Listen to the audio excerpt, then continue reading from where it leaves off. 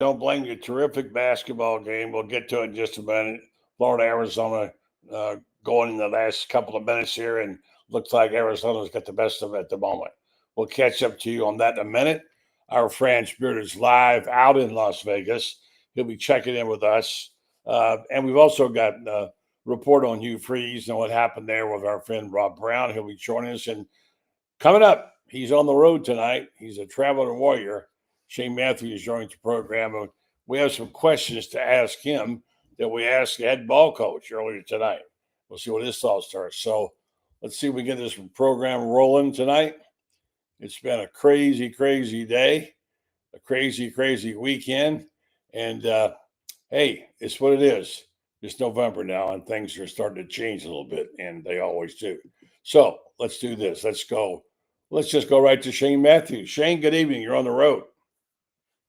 I am, buddy. How you doing, my man? Well, I'm going to spend kind of a crazy weekend with all the stuff that we've seen happening, and I wanted to I asked Coach Spurrier these questions, and I wanted to get the same. I don't have those sound bites, but I can tell you what he said, and particularly his overall view of the Florida-Georgia game. I heard your broadcast. I heard what you said. Be surprised how much they mirrored each other. You and Steve obviously have the same thoughts, but just overall, and I made a proposal this weekend, which I know is not going to fly with a lot of people, but I said maybe there's no such thing as a moral victory, but in baseball there's something called the fielder's choice or the sacrifice fly, and they advance the cause and sometimes win the games. So maybe there's something in between a moral victory and a victory that I thought Florida acquitted themselves nicely. I know you had similar thoughts. Give us your thoughts. Well, I mean, we played hard. This team's always played hard. I thought I got to tip my cap to Billy Gonzalez and the rest of the staff. I thought they did a very good job getting the kids ready to play. The difference, buddy, is a couple breaks here or there. But Georgia's at that point, the culture, however you want to phrase it, they just find ways to win football games. It's not a normal Georgia team that Kirby's had in the past few years, but they're gritty, and they've won, I think, 5 of their games. They've come from behind in the fourth quarter, and that says a lot about a football team. Well, his name should be Kirby Lucky, not Kirby Smart, because he's certainly had plenty of that, but they've earned it. It just seems like things keep going their way. When you're winning, that's what happens. Coach Spurrier made this comment earlier today. I don't have that bite. I wish I did. He said it was like they knew they could win the game, Florida, for 3 quarters. Then all of a sudden in the fourth quarter, they started thinking they couldn't win the game, and it reflected in that. And I don't know if you agree with that comment. You go ahead and respond to it. Then when I talk to you about putting in backup quarterbacks after that, are your thoughts about that? He said they thought they could win it, and they stopped thinking they could win it. You agree? Well, that's kind of what I said just now. You look at Georgia, you look at what they've done in the fourth quarter. In majority of their games, they've come from behind. They believe they can win, and they find ways to win. Gunnar Stockton, I think he might be the all-time winningest high school player in the state of Georgia. I know he was very successful high school player, but they just compete their tails off, man. That's what impresses me the most about Georgia. They find ways to win. They never give up. And, to have the success that they've had, that's kind of how you build a program. You find ways to win football games. They certainly do that, and all credit to them for that. Now, the big controversial call was the pass. I heard when you said, I heard you and talking about it with Sean, that ball looked to me a little different, but you called it right away. You felt pretty good, and you saw both angles, and you felt like in the end you said it wasn't a catch.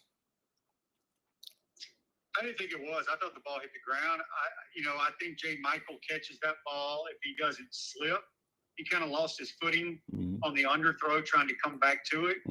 If he doesn't lose his balance, so to speak, he catches it easily. But, I thought we got a break on the third down before the fourth down play. We were stopped.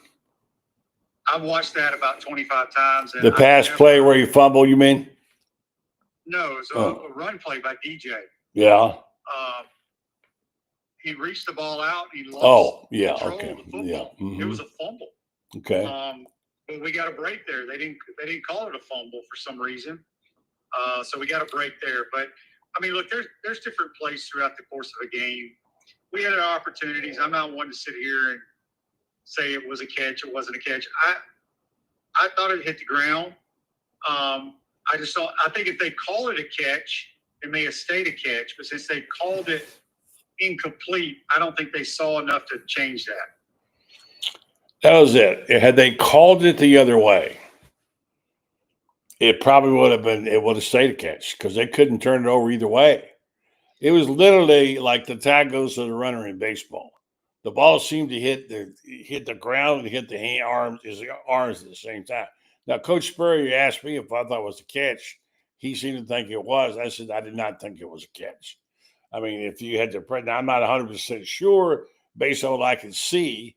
I'm agreeing with you. It didn't seem like it was a clean catch. Again, as you say, had they called it a catch, there wouldn't have been enough evidence to overturn it either. Yeah, that's true. But as you know, though, there's multiple plays throughout the course of the game. I mean, there's no telling. Even if they do call it a catch, who knows? We may not even score. We don't know what the outcome would have been. We had other opportunities throughout the game to take advantage of breaks or whatever you want to call it. I thought it was a very exciting college football game with a tremendous atmosphere. But now I'm starting to feel what the Georgia fans felt in the 90s. 5 in a row. Dominated them. They're just dominating us now. Mm-hmm. 5 in a row in the game, as Steve said, it was winnable. We all know that. He didn't like the 3 straight runs. He thought that was going into a shell. Play calling he thought was pretty good most of the night. He says, I don't want to comment on it too much because obviously Steve Jr. is involved in it, but he thought he called a pretty good game, but he questioned why they got conservative and went to the 3 straight runs. He felt like, and he said, they didn't throw the ball in the end zone enough. That's what you say all the time. Yeah, I think he's talking about the one possession where we had to kick a field goal. I'm a big proponent. It's so hard in short yardage situations, and once the closer you get to the goal line, I like to score from about the 30 to 40 yard line. We did take some shots. We still only had like 288 yards of offense and had a lot of opportunities. Just things didn't work out. Well, it was a terrific ball game. There's no question about that. And it's nothing like that. That one side being red, one side being blue, and and you had all the things you played in those games, and now we don't have any for 2 more years, which I think some of us are going to miss. And there are going to be some players that won't get to play them again. They'll be done. DJ's done. That's his last time there. And so there was some unfortunate things. One of the Wilsons got hurt. Right, maybe lost for the season. They didn't have but like 2 running backs, wide receivers hurt. And given all that, I must say they acquitted themselves nicely. Billy Gonzalez didn't cut them any slack, said we came here to win. We didn't win.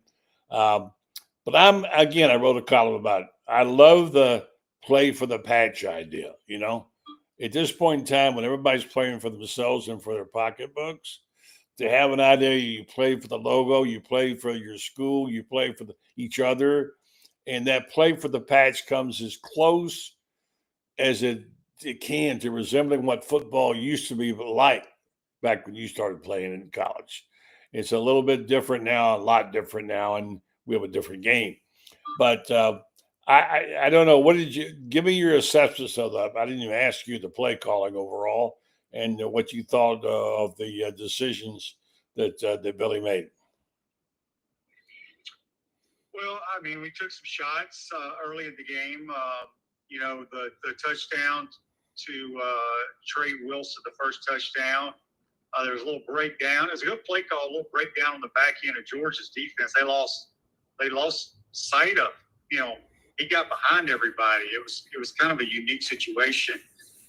And then we had to hit him on a couple of crossing routes as well. But, I mean, it was not like there was anything new from a play calling standpoint. Same plays. Again, we had our opportunities to win the game, but didn't find a way to do it. All right, so where do we go from here now? And it's kind of, got 4 games left. You can still get to a bowl game. You play about. I asked Steve about this decision to play Tramel Jones. He told me that he saw Danny Werfel in the box, and Danny Werfel said to him, Tramel Jones throws a perfect spiral every time. Really likes the way he throws the ball. We all know the controversy with the footwork. I'll let you speak on that. Apparently, Tramel Jones' footwork is pretty good, and we know DJ's is not. How much does that affect his play? Footwork is the most critical part of any athlete, regardless of the sport. If you don't have proper footwork, you don't have good feet, you cannot play at a high level. It's about being consistent. You cannot play the quarterback position at a high level if you don't have proper fundamentals and footwork. I agree with Danny. I don't know what they're going to do at that position. I've only seen Tramel. We've only seen him play against Long Island, but he has great feet. His feet are underneath him. He knows where to go with the football. He has different trajectory. He throws a catchable ball. Again, that's just what my eyes have told me. Now, if he plays against SEC competition, I don't know what might happen. But if you have good fundamentals, you have a chance to be a consistent and really good player. Do you think how much better can DJ be this season? Well, you're not going to fix his fundamentals. Bad habits are hard to break, buddy. Yeah. I mean, he didn't have great footwork last year either. I don't know what the answer is, but to be this is the facts. You look at the great quarterbacks that played in the National Football League. Tremendous feet, good base, great footwork, however you want to phrase it. They were consistently good. You can get away with bad technique every now and then, but you can't do it. You cannot do that all the time. You have no chance. I just want to tell you, by watching basketball at the corner of my eye without getting involved in it, they were down quite a bit.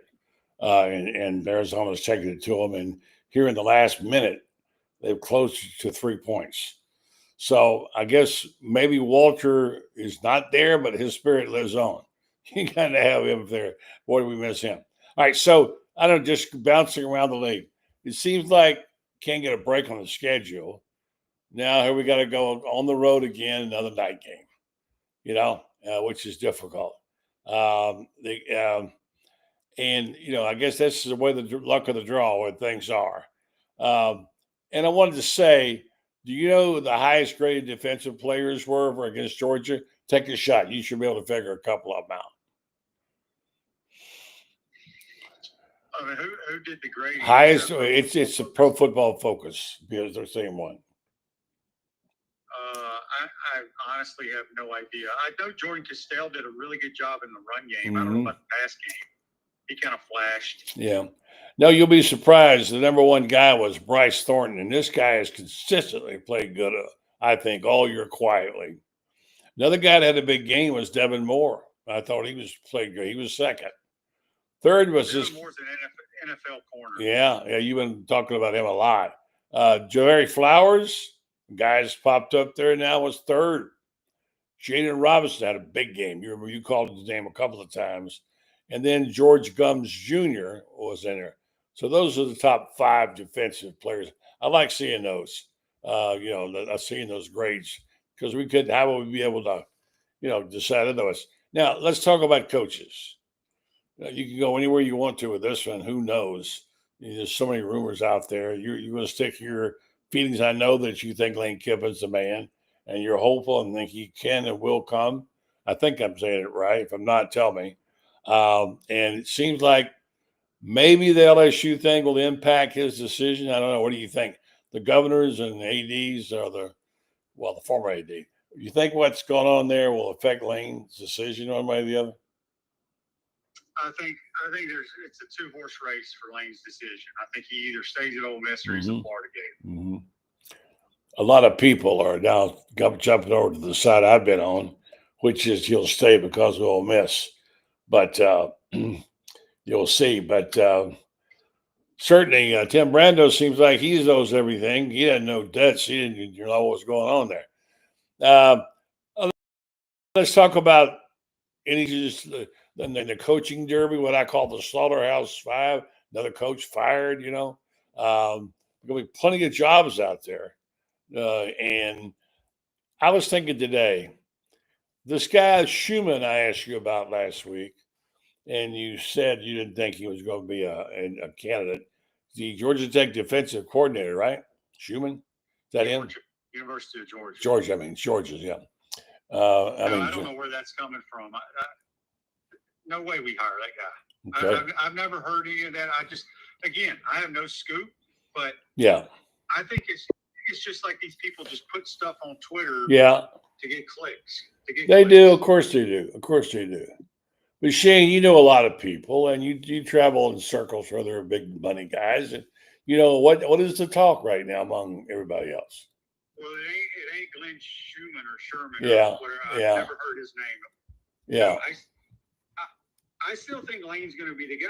Like I said, I could be totally wrong, but I don't care. I'm going by what my gut tells me. Right. And I mean, do I want him to be our coach? Absolutely, I do. If he's not, I don't know what direction we go. Yeah. Well, I don't think we know anything until the end of the regular season. Yeah, I think you're right about that. All right. Any final thoughts about it? Well, you got Kentucky this weekend.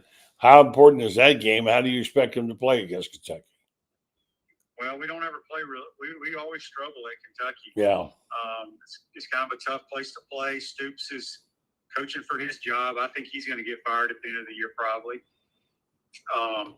It's a night game. We got to sit around the hotel all day. I don't know what to make of it. Kentucky is not very good at all on offense. Defensively, they always give us problems. I don't know what to make of this game, buddy. Really don't. It's hard to get a handle on, isn't it? And I don't know either. And I mean, Stoops has been around. He's like the longest tenured coach. There's nobody safe. I call this. There was a book called SlaughteHouse 5. This is where there have been 12 now coaches fired. I call it the SlaughteHouse 12. I've never in my life seen anything like this before. We got the firing disease, and we love firing people, love firing coaches. We don't care how much it costs, apparently, right? You just go ahead and fire them up. Money is not a problem, apparently, in our country when it comes to paying college football coaches and firing them. I find it so ironic we're in a crunch time where the government shut down and lots of people can't get food, where we just walking away from people walking away for $10 million jobs. They're throwing this money around. Here's somebody wrote this today. Chris Lowe wrote, the new Auburn football coach will be the Tigers' 4th in 7 years with a total of $52.5 million paid out in termination fees. So that's a lot. So then Glenn Guillebeau, who's from LSU, he says, well, that's a lot. But Brian Kelly's alone was, and LSU's Scott Weber was approximately $38 million of Jimbo Fisher's money, $75 million buyout, and then fired him in 2023. His Weber contract was in 2018, 27. So apparently he's calling the LSU as buyout U. I remember DBU, buyout U. So crazy. All right, I'll let you go. We'll talk in the morning. And I'm going to be joined by my buddy Rob Browne watching the final seconds tick away on the Florida game. I won't spoil it for you. Spoiler alert. You're driving back, right? Yep. All right, be real careful. Any final thoughts Watch the show tomorrow? No, just looking forward to having you on, buddy. And, we got a lot to talk about. We do. There's a lot of stuff up in the air, but hopefully it all works out for the Mighty Gators when it's all said and done. Among the things will be now, if they lose this one, is Florida in danger of losing its title as the basketball school? I don't know, Shane. Have a good one. Drive carefully, all right? All right, buddy. Take care. All right, Shane Matthes, and thank you for him taking the time out and driving. And we're going to check in with our buddy Rob Browne just a second. But first, we're going to open the show. We haven't done that yet. Probably be time as the basketball game is ticking away in its final seconds. We'll say good evening to Rob Browne, and I want to ask him about SlaughteHouse 12. Is it 12 or 13? I forget that. It could be one that fired 10 minutes ago. Who knows? The way things are going. Rob Browne, stay right there, and we're going to get to you. But first, we're going to open the show. Yes, it's time again for Buddy Martin. Call him up and tell him what you're thinking. But be kind because he's doing the best he can. Better, stronger, faster. Mama says that alligators are ornery because they got all them teeth but no toothbrush. Hey, what if the voice calls while you're gone? Take a message. Bye. You ready, champ? I'm ready for this my whole life. I'm incapable of small talk. But that's why you love me, right? Kind of intimidating to be in the presence of so many great athletes.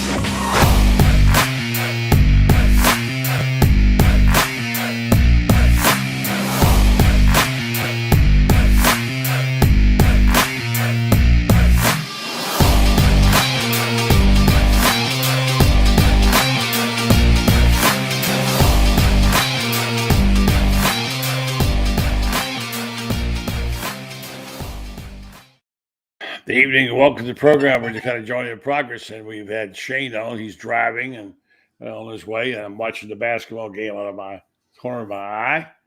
Andy Katz makes me sick of myself sometimes. Anyway, Gators lose in that big game. They were up by 12 in the first half, dominating, playing this Arizona team. And this kid Pete is amazing. Florida not playing its best basketball. We'll talk about that some more and with Franz later on. Right now, it's time to talk about blood on the streets. And this guy here who does a terrific job on SEC sidelines every morning with some jackhead Spurrier publisher. I don't know his name. His producer, what's his name? Brendan Martin, yeah. Oh, okay. How you doing, Rob? Good, man. You doing all right? It's crazy today. It It's is. Cologne tunes out here. Stuff going on, craziness over here and over there, whatever. But we're hanging in there and trying to keep on keeping on. That's all we can do, right? Yeah, I mean, college football, the coaches getting fired is more messed up than a Tupperware drawer at your grandmother's kitchen. Well, listen to you, these metaphors. Yeah, it is crazy. But Auburn was so bad on offense that they had to do something. And you don't want to lose your fan base. I mean, I don't think athletic directors or university presidents fire coaches. I think fans do. And when they walk out on a stadium or whatever, or your student section at the end of a game, thousands of them are chanting, fire Hugh Freeze. That you can't do it. But it was just Hugh Freeze, and I hope his health improves. He's fighting prostate cancer. But he hasn't been there mentally in a while, a long time. And he can't get it right at the quarterback position. And the offensive staff is just completely ineffective. They spent a lot of money to upgrade the roster. It's like the 11th best according to the Blue Chip Index. Florida's like 9th. Bama and Georgia are 1 and 2. And LSU, I think, is like 6. No excuse to have a defense. You've wasted a defense along with Indiana and Ohio State. Auburn, those three are the only ones who have not given up more than 24 points in a single game this season. Yet Auburn's offense I've been watching. Somebody said they scored, I think it was Skravinsky said today that he scored less points than the baseball teams in the World Series did. It's whole. I mean, Yeah. you lost 10-3 to Kentucky. That is, this is the worst offense. And I've been watching Auburn football for a long time. It's the worst offense I've ever seen in my life at Auburn. The worst quarterback. I mean, you've got no pulse on the offense and wasted your receiver room. But I've always said this about Hugh Freeze. He's never been a big believer in the running game. And what's happening in the SEC at Auburn, you pick the schools, teams are losing their identities because they don't run the ball. They don't have a personality. Can't run the ball. Yeah, they can't. So where's your toughness coming from? How are you getting tough? We've essentially emasculated football with the non-contact practices, and you're getting great TV ratings, but it's like people tuning into the 6 o'clock news to watch the video from a big 15-car pileup on I-10. Like everybody wants to see it, but look at that quarterback class that came out just 3 years ago. Arch Manning, Jaden Rashada, Jackson Arnold was like 3 or 4 in the country at quarterback. Look at all those quarterbacks. And then, you know who was number 20? Marcel Reed out of MBA up in Nashville. And we're playing pajama football. Pajama football. Interesting term. What does that mean? Well, that's Matt Stinchcomb gave me that term. I asked him about our 7-on-7 camps hurting college football when it comes to developing offensive linemen. And he said, absolutely. Because it's all about the skill players. And, never mind those guys on the other side of the line of scrimmage that are going to try to take your head off in a real game. Let's just go out here and put on our compression shirts and compression shorts and all look great against air. I got compression socks myself. Yeah, and they work, by the way. They keep your blood flow great for running or walking or sitting because they keep your blood flowing. But I just think that you look at Florida's offensive line this year. Look at Auburn's offensive line. Those are two schools in particular. How could they not line up with Jake Slaughter at center or Connor Lew at Auburn and just run the ball down your throat? It's because they're not doing it enough. You want to be a great football player, a great offensive lineman, you got to go bang heads with the defensive line night in and night out.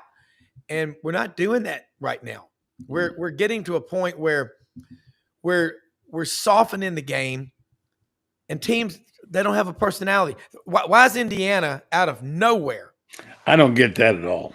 Because Kurt Cignetti is like Nick Saban.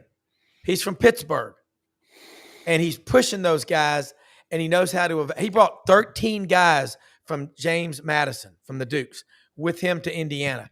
I did confirm with a good friend of mine who works for an Indiana alum who's worth north of $25 billion. He's a walk-on football player there.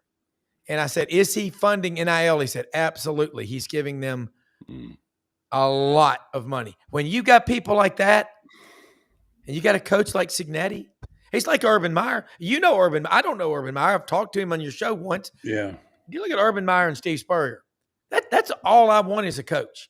I want guys that hate losing, that are obsessed with winning, and either you meet the standard or you're gone.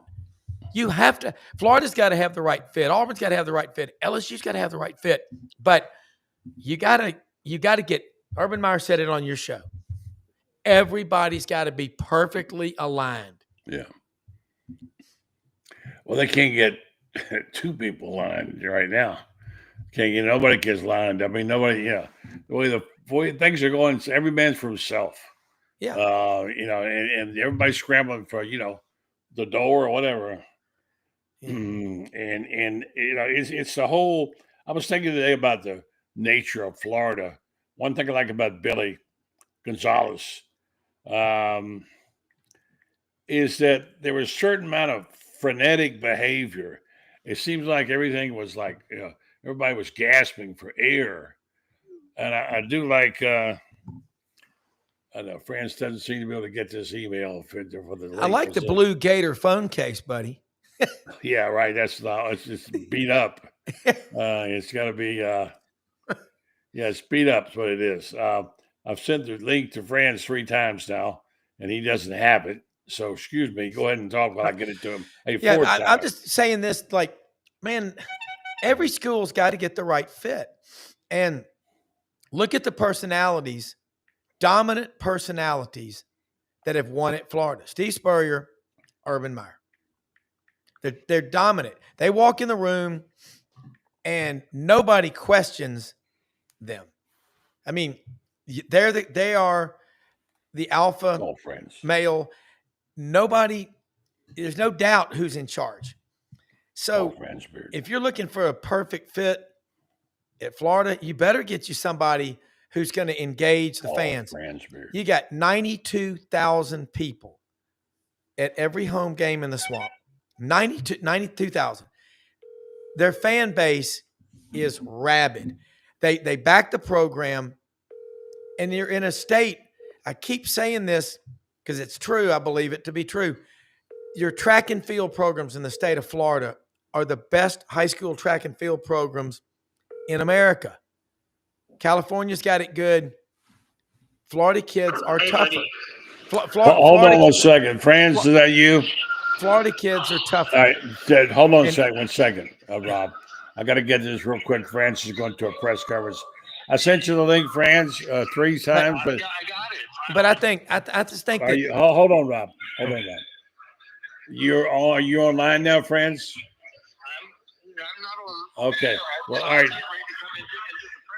All right. Well, just go ahead and tell me what you saw as much as you can. Hold on a second. Florida played a crazy game, huh? And looks like got some work to do. Lots of work on the defensive end. They've got to find somebody who wants to take their shot from the outside.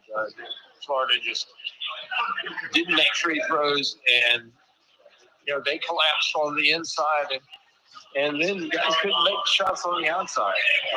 That's right. That's where the difference in the game was. Florida took a lot of outside shots, had a chance with a couple of Boogie Flan had a steal and an attempt at a 3 that would have tied, and we had another steal and another 3 attempt by Xavier Lee, and those were late.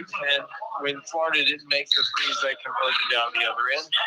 So tough loss. The defensive end, Florida's really and truly. The first half was miserable. That's the worst defense they've played since the first half of the Georgia game last year at Athens when they went behind 29 points. I mean, the defense was just absolutely terrible. They were ahead by 12, and then all of a sudden, that's with 9:54 to go, and then just fell apart from that point on, buddy. It was not a good showing. Now they've got some skills. Don't get me wrong, they've got some skills. Micah Hanlogan, 11 points, 12 to 13 rebounds. Condon did not assert himself offensively in the first half. He's got to do a better job there. Too many fouls. Bad game by Ruben Cheniolo. I mean, probably the worst game I've ever seen him play in Florida. The 2 guards are going to be okay. Well, they're really green right now, man. They're really green. But, they can't shoot it from outside. That's the problem. Today, neither one of them, Xavier Lee scored 6 points early on, and then just disappeared. Then just disappeared for a while. It came on again late in the game. Yeah. He's got skills. He can do it. I think he got a little bit gun shy, and then started missing shots. I think when he missed 1 or 2, he got a little gun shy from that point. And then it took him a while to get back into a rhythm again to make shots. Boogie Flan, they're going to give him shots, and he's going to have to prove he can knock them And I don't like his defense either, by the way. I thought he'd be a better defender. I don't see out of it. He's not. And he's I mean, just go ahead. Go ahead. Boogie's a terrific defender. It didn't show it Make no tonight. mistake about Didn't that. show it tonight. But, and again, the game was lost at the foul line. They made their free throws. Florida didn't make theirs. So, anyway. Friends, I'll let you go, but I got to say, I've never seen a player have his jersey torn off of him, like Chinlu, torn off of him, and then get a foul call. Well, Bart Lennox was calling the game, and that explains a lot. Bart Lennox is right up there with probably my 3 worst officials in history. And I sent a text to Denver Parler, the SID, with the game again. I said, how in God's green earth did Florida get Bart Lennox for an important game? He's a terrible official. How the NCAA keeps letting him call games, I don't know. But, I thought, Keith Kimball, Keith Kisser, I thought did a pretty good job. But that didn't lose the game for them. They lost the game. They were in and out, back and forth. Great start. Got some work to do, friends. Come on back. Be safe. We'll talk at you during the week. All right, buddy. Thank you. Appreciate it. Sorry about that, Rob. He couldn't seem to get in. He was having problems, so I had to get him on. I've never seen this. A player literally had his jersey ripped off of him. I mean, from the front down, and never got a foul call. Ripped off of him. I mean, that didn't lose the game, but I mean, that's the guy he's talking about. Yeah. All right, sorry about that, but I want to get Franz in before. So Florida losing the game, I don't know if it was 3 points or 4 points in the end tonight to Arizona. Not the game that you want to see, but you know what? There's a reason Walter Clayton Jr. was a great player. And you saw tonight, you start looking around, ain't no Walter Clayton here this year. No. So it's going to be different. Well, Bethune-Cookman, is with less than 3 minutes left, is leading Auburn 72-71 at Neville Arena. It's right now. Yeah. Oh, yeah. It's early, but I know, but they got a new coach.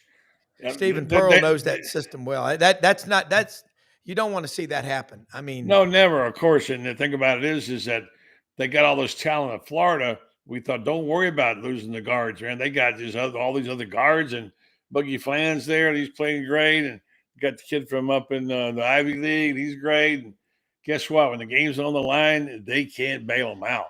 And that's why Walter did. Yeah. All 3 of the senior guards who were so good. They're going to miss that, and they can't count on it. Anyway, just want to get that in. Basketball. This is the basketball school down here these days. All right, so let's get back to the coaches situation you're talking about and about the pajama football and all that sort of stuff. Let's talk about you did a good show today. You kind of been keeping tag on the Derby, the SlaughteHouse 12. Yeah. Is it 12 now or 13? I don't even know. It's 12, which means 24 coaches will be moving around. It's nuts. Yeah, okay. All right, so give me your best bets on where you see we know what the top 4 jobs are, okay? So run them down as best. You do a lot of work on this. Give me what you see lined up right now if you had to pull the trigger on what would happen, who would go where. Then I'm going to tell you about our sponsor. Mm-hmm. You know who they are. Meldon Law. They are great people. They are the only official law firm of the University of Florida. Jeffrey is not happy tonight. His buddy Todd Golden lost his opening game. Not used to losing around here, but Jeffrey Meldon wants you to know that he's got a lawyer for you, even if he doesn't have one. Meaning that if you have a need and he doesn't think he's the best one to do that job, he'll refer you to another lawyer. He makes nothing out of that, by the way, that I know of, and he'll give you the right person. He gave me the right person. He was from South Florida, and he won my lawsuit, okay? I'm walking testimony to the fact against an insurance firm that was screwing me over, and he won the law. They won the lawsuit. So that's what he does. There's a reason he's the only official law firm of the Florida Gators. He's a Florida Gator. He's a good lawyer. He's a great guy. Meldon Law, they won't back down. All right, Rob, go ahead. Call, give me your spots, your top 4, and match up. Here, you're the guy today who's got to hire 4 coaches, okay? Yeah. Well, if I'm Florida, I want Lane Kiffin. No, I want you to tell me who you're hiring for these jobs. Okay, if I'm Florida, I hire Lane Kiffin. But you are going to be the one to hire. So you're hiring Lane Kiffin. That's who I'd want. If I'm Auburn, I hire John Summerall. If I can't get him, I go to Ryan Silverfield at Memphis. He's from Jacksonville, went to Bowles. He's Mhm. 44. He's been coaching since he was 18. He builds cultures. He knows how to talk to donors. He is very close to the Smith family. That's the FedEx family. The Hyde family. That's the AutoZone We people. got a little cash. Yeah, Have a and little so do the cash. AutoZone people too. He's got 2 billionaires at Memphis right now that will do whatever it takes. FedEx gave him $25 million for NIL. So I'd go get the guy. Silverfield is a guy who could be an arbitrage trader. He could be a private equity guy, investment banker. His IQ is way above football. John Summerall has that look. Didn't he just get fired? Didn't Summerall just get fired? No. Tulane got whacked Thursday night by UT San Antonio.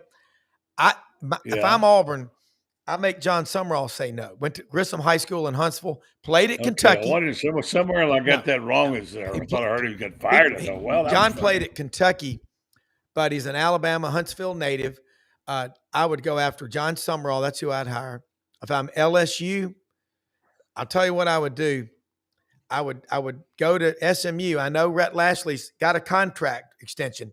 I don't know if he signed it. And Pete Cordelli pointed that out this morning. I know he likes that Auburn job. He coached there 6 years. But if I'm LSU, you got to get the right fit. And that's what the governor just did. A lot of people feel that way about the money, but I think I'm trying to confirm this about LSU. $54 million buyout for Kelly. Did they get it down to 20 or 25? I don't think so. Last time I think there's a little clause they're trying to invoke about something. So we'll see when the dust settles. Frank Duffy on our channel, Gold to Go. Yeah. Stay tuned to what Frank says on this channel, on our network. But if I'm LSU, go to get it. Eli Drinkowitz. Eli's. Well, he's popular in Florida now. I like Eli pretty well. He was on my list, but I don't know. I like him. He's an analytical guy. He's funny, and he coaches. Sense of humor. He didn't call his own plays, but he coaches with a chip. I like that. And as far as what I'm hearing from Ole Miss friends, I do know this. Yancey Porter will be on our show in the morning, Rebel Yell Hotline. Yeah. Last week, Ole Miss has the state only allows 4-year contracts, but the Loyalty Foundation, which is the fundraising arm of Ole Miss, right? They can pay the difference, and the Grove Collective can. So the Grove Collective is tapped out. They ain't tapped out. No way. Well, in terms of spending money on, go to Dickie Scruggs, the lawyer that got $700 million on the tobacco settlement. There's 14 other ones that he went to law school with. One of them had a law office next to my attorney. Their payout was $360 over 15 years, $24 million a year, husband and wife. There's 13 others like that. They got the number 3 accounting school in the country.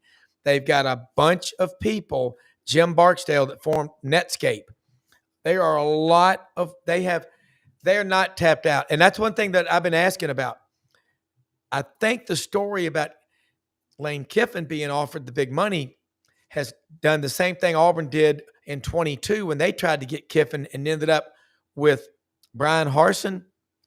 I mean, it was horrible. I mean, or actually that's what they got. They got Hugh Freeze.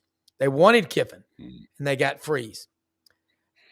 Auburn's got what happened? What went wrong there? I mean, the story's coming out today. John Talty, talking about his golf handicap, how he's worried more about his handicap. That's the story's been around. Than he does to his football team. Even on his days off, he goes out and watches them play. I don't know. There's a lot going on there. How did they get it so wrong with Hugh Freeze? I think we know he has prostate cancer and he's sick. He's trying to get healthy. I pray that he does, but his system doesn't work anymore and he cannot accept that. He left Ole Miss a 5-alarm fire and walked away and left a bunch of money on the table, but he didn't want to fight it and go through the embarrassment of the burner phone, all that stuff, whatever. He didn't have a burner phone. That was his problem. But Auburn got it wrong because they got a coach I think he listened to Gus too much. I think he talked to Gus too much. And I was told by somebody in the football building when they hired Freeze, he said, that'll be his downfall. If he makes it 2 or 3 years, I'll be shocked. He can recruit, but Auburn and Florida can recruit. Apparently he can coach ball plays too, apparently, because he beat Saban twice, Well, right? That's the most that's a weird stat. Okay. Yeah. He had Bo Wallace and he had, Chad Kelly in 14 and 15. But I think Freeze, he can't attract good coaches to his staff on offense. I mean, he does not have a good staff. Why? He can't do it. So I think they got it wrong. They got a guy who won't admit that his system doesn't work anymore, and he won't adapt. And other people are. Look at Gus, hard-headed. It took 2 or 3 games. They got the tape on Gus in Florida State. That's what happens. Freeze's offense is bad because he's not in the football building a lot. So it's interesting. So if I'm Florida, I make Kiffin say no. But the guy that I would get if I was Florida, y'all know. I mean, Urban Meyer's still. That's the one that if you could get him back into coaching, come back.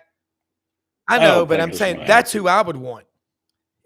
Make him say no. I mean, Swamp Kings is incredible, whether you're a Florida fan or not. But you better get those kind of personalities. Football, the TV ratings are off the charts. But the reason why Georgia wins is because Kirby coaches like a coach from 10, 15, 20, 30 years ago.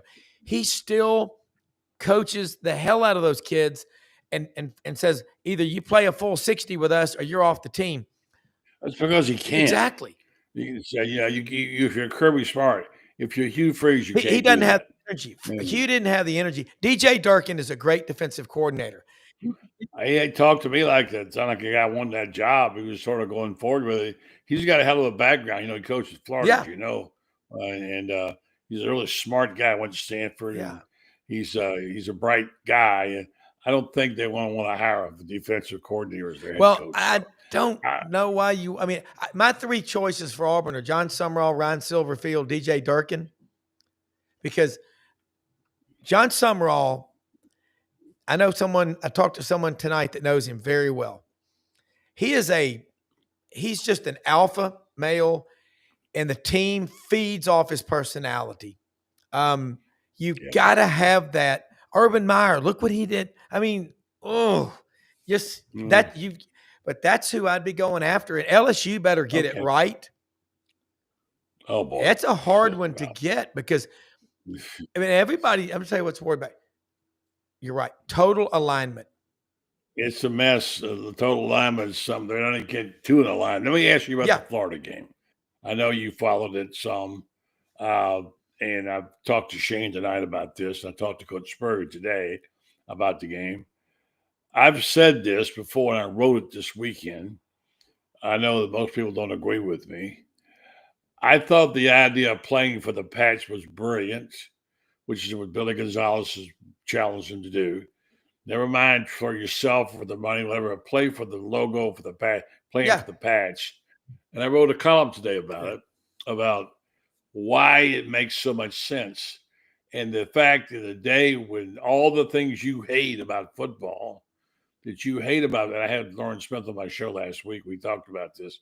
He said Dan Jenkins would hate the game today, and he would.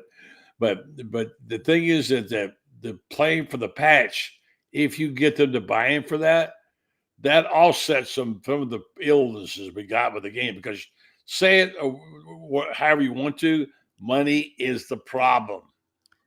Even biblically, the lust for money. That's right. And that's this money. This money has created this whole thing. And it's the greed and all the things that. And so it's nice to hear, it's refreshing to hear. That's why I said to Steve, and he didn't really answer me. And I said, I know you don't have a moral victory in football, but think about this. In baseball, you have a sacrifice fly, which can win a game. You have a fielder's choice, which can win a game, actually. Those are not, and so did you fail your team when you hit a sacrifice fly? No, you didn't. You did what you're supposed to. you didn't get the result. What's Saban say? Don't focus on the result, focus on the process. When you get a team that played as hard as they could play, and the Florida played really well, and there were a few things they did they would like to take back. Every team has them. They couldn't quite get it done in the end. And Spurrier said they played like they thought they could win the game for 3 quarters. Then they played like they couldn't win it, the mentality. So the playing for the – I submit, this is crazy. No one's going to like it. But, okay, you have a W and you have an L. In college, when you don't finish your course, you get an I, right? Mm-hmm. Sometimes you lose a game, but you actually learn more from losing the game than you did by winning it. So I say the old-fashioned way of measuring a game and success is W's and L's. That's the old-fashioned way. There's other ways to review them. I think Florida should be proud of the way it played against Georgia. They were in the game. They gave their best effort. They came and they didn't get the result they wanted. Yeah, they did some things they could have done differently. I was pleased with how they played. And I don't think Florida should walk around with long faces and say, they got a chance to go to a bogey, whatever.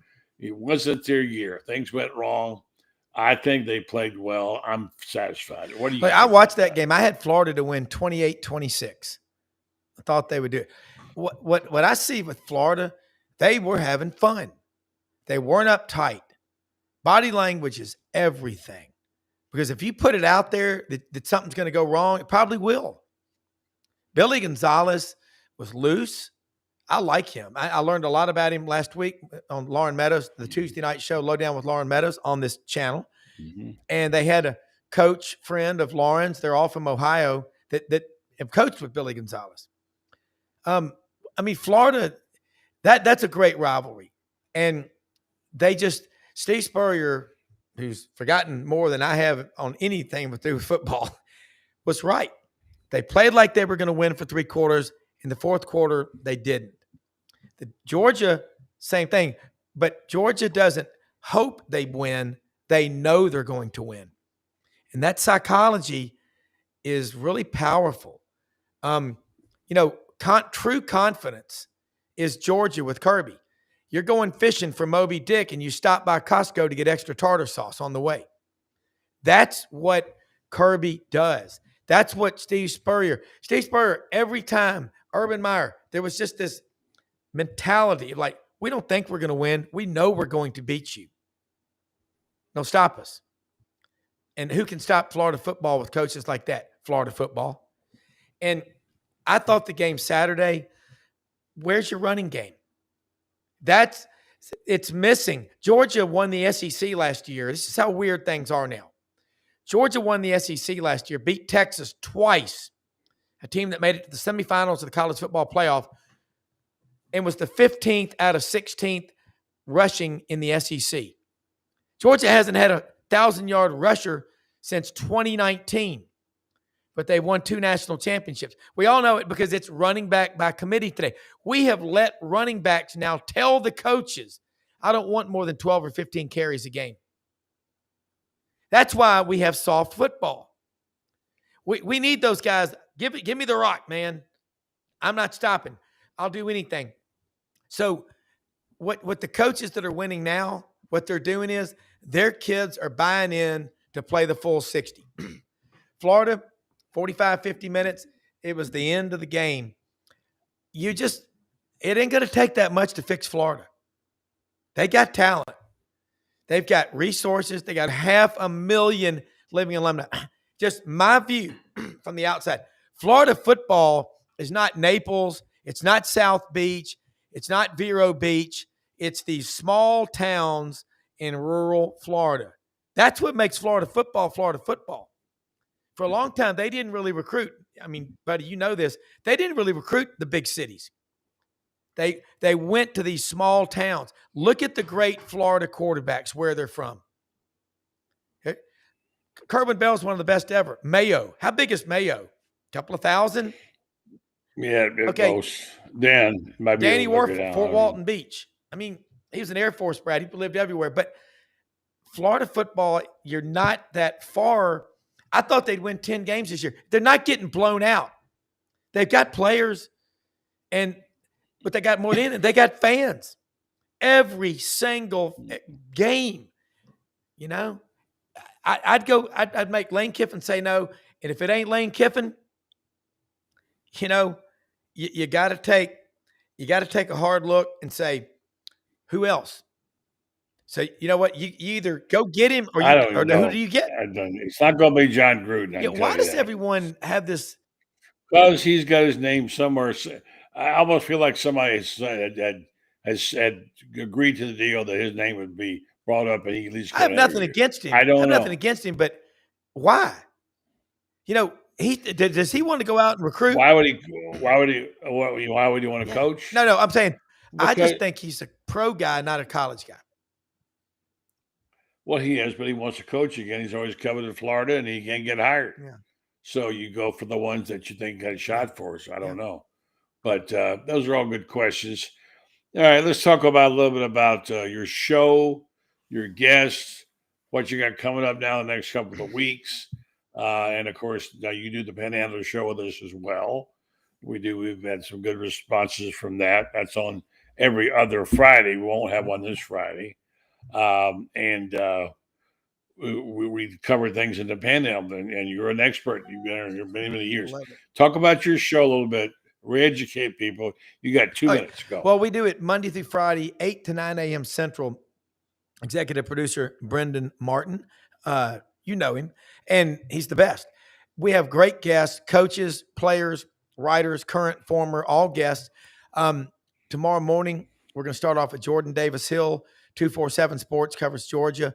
Will Vandervoort's going to check in from Clemson. What's going on up there? Clemson, Florida State, all these programs. Will is really good about what's happening up there. You better change and adapt. We've got Rodney Orr, Tighter Insider from Tuscaloosa. That's a great one. And Yancey Porter, Rebel Yell Hotline. We'll talk to him about Lane Kiffin and the Ole Miss job. I know that last week, one of their donors gave them $20 million. Another one gave them $10 million. Said, keep Kiffin, do whatever you got to do. Folks, flush out your headgear. There's a boatload of money at all these schools. But it's all going to come down to money. But with the portal and NIL, you can win anywhere. If you can win, as Dave Bartu said, if Kurt Cignetti gets Indiana into the national championship game, that's the greatest coaching job in this century. Now, remember, Nick Saban, look what he's done. And on the 2009, Saban's first national title team at Alabama, Cignetti was on that staff.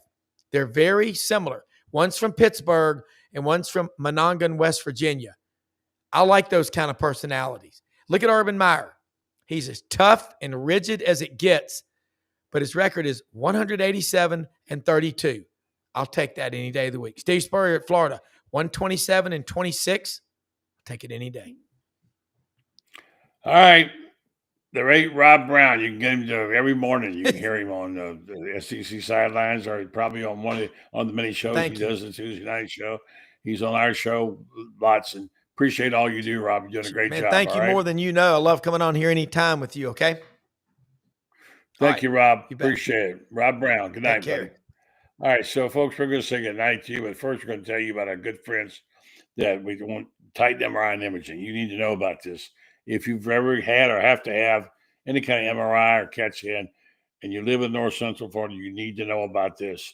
They have 3 locations, 2 in Gainesville, and they're going to open one in Ocala soon. Park Avenue in Gainesville now, Millennium Center, one in Lake City, serving all of Columbia County and Valdosta, Georgia. Titan MRI Imaging offers the same great customer service. What I like about it is if you work, you can't get off, you want to go at night, they'll give you a night appointment. Titan MRI Imaging now accepts insurance. You can go through their convenient self-pay options. They offer MRIs, CAT scans, X-rays, ultrasounds, larger MRI machines. This is my favorite part. For your patient comfort, if you're claustrophobic, when you have to go get one of those, you'll appreciate this. No yards, no hospitals. Coming soon to Ocala, Marion County. Titan MRI, it's your choice. I want to thank our guests tonight. Kind of a rambling, crazy night. We were supposed to have Coach Spurrier on, misplaced our sound bites. Shane is on the move. Franz is out in Arizona Las Vegas, I'm sorry. Watching the Gators lose, tough loss for the Gators. They got some work to do now. Defending national champions. You just can't show up. Even if you have the best roster, you still have to be able to play. And you have to perform, and they got a long way to go on that team. They got a great coaching staff, but it's going to take a minute. So all of us are used to seeing Walter Clayton Jr. go out there and save the day like we did last year. Ain't going to happen so much now anymore. And by the way, just so you know, there's also a terrific book coming out called The Golden Season about the championship, which you want to be sure to get a copy of. The word has reached us that they now have those books being shipped as we speak. You'll be able to get one soon. We'll tell you more about the locations. You'll love it. The Golden Season. Have a good one, folks. Good night.